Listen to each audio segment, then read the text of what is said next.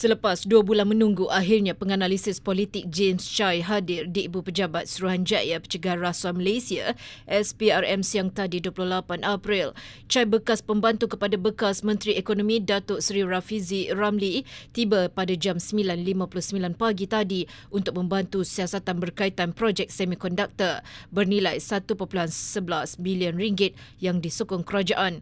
Sejak awal Mac lalu, Chai yang menetap di London dicari oleh SPRM yang kemudiannya mengeluarkan notis mengesan individu bagi mengesannya. SPRM kemudiannya mengeluarkan surat balas bertarikh 13 Mac memberi lanjutan masa untuk Chai hadir pada 31 Mac lalu. Namun beliau sekali lagi gagal memaklumkan keinginan untuk hadir.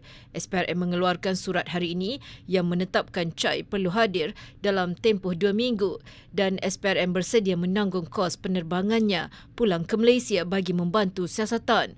Setakat ini 17 saksi dirakam percakapan membabitkan pegawai daripada Kementerian Ekonomi serta agensi berkaitan termasuk Lembaga Pembangunan Pelaburan Malaysia MIDA.